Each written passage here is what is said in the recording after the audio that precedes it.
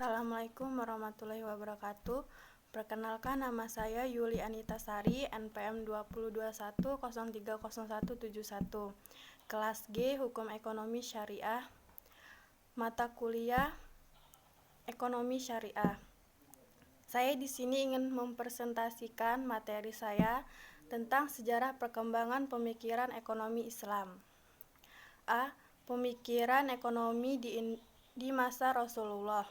Pemikiran ekonomi Islam diawali sejak Muhammad SAW dipilih sebagai seorang rasul.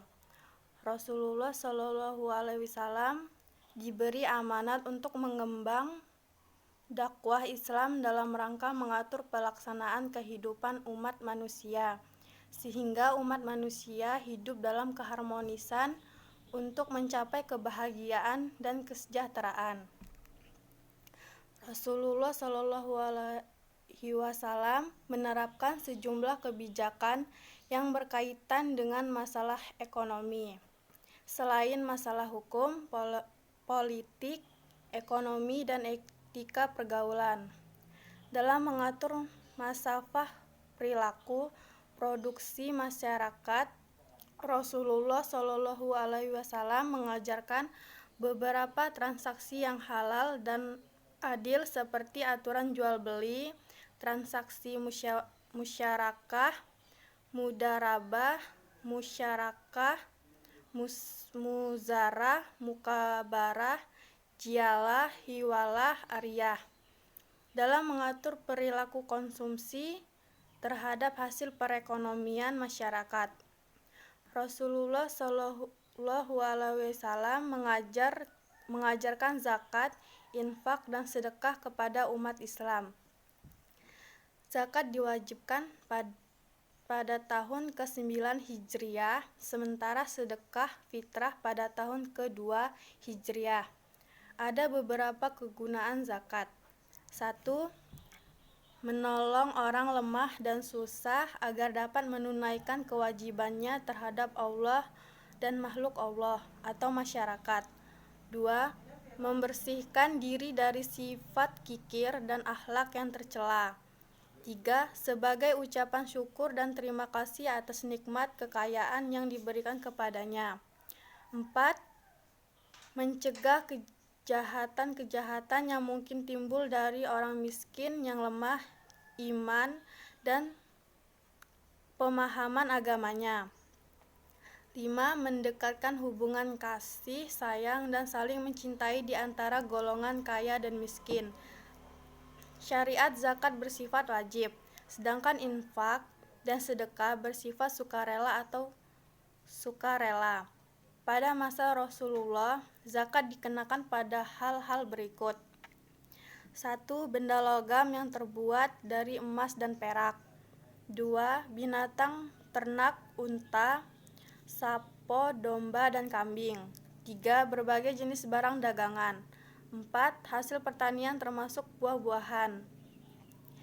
5. Lugatah, harta benda yang ditinggalkan musuh. 6. Barang temuan dan tambang.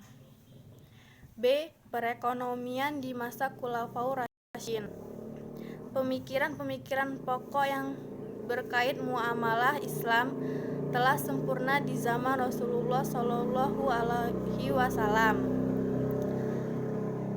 Al-Quran dalam surat Al-Maidah ayat 3 telah menutup sekaligus telah sempurna segala peraturan, mulai dari akidah sampai muamalah. Namun, pemikiran ekonomi Islam yang terkait operasional harus berkembang hingga pada masa Khulafaur Rasyidin, 4 khalifah sahabat Rasulullah. Dalam pelaksanaan pemikiran ekonomi Islam, Al-Quran dan Al-Hadis dijadikan dasar teori pokok ekonomi para khalifah tersebut dalam menata kehidupan ekonomi umat Islam. 4 khalifah sahabat Rasulullah SAW yaitu 1. Abu Bakar Shiddiq, 2. Umar bin Khattab, 3. Utsman bin Affan, 4. Ali bin Abi Thalib. C. Pemikiran ekonomi pasca Khulafaur Rasyidin. Dalam perkembangan pemikiran ekonomi Islam sesudah masa Khulafaur Rasyidin I, pembahasannya terutama dilakukan oleh para ahli fikih yang memperhatikan masalah ekonomi atau muamalah.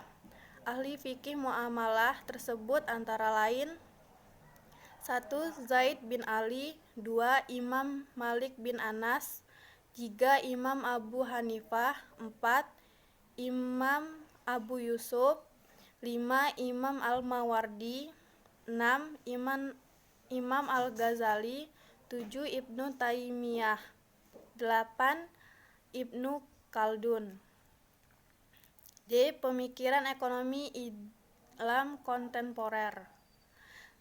Para ahli ekonomika Islam kontemporer berupaya membahas ekonomi secara modern, di mana mereka menggunakan metode ilmiah, antara lain lebih rasional, empirik, dan aplikatif.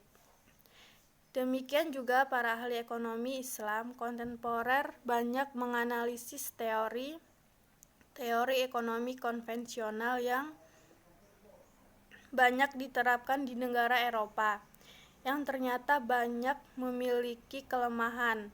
Sedangkan Hardzarga membahas dengan membagi topik-topik kajian menjadi 3 kelompok tema, yaitu 1. Perbandingan sistem Islam dengan sistem ekonomi lainnya, 2. Kritik terhadap sistem-sistem konvensional, 3. Pembahasan yang mendalam tentang ekonomi Islam itu sendiri. Demikian juga pembahasan ekonomi Islam kontemporer seiring dengan bangkitnya kaum muslimin dalam melakukan pembenahan sistem kehidupannya, termasuk sistem ekonominya.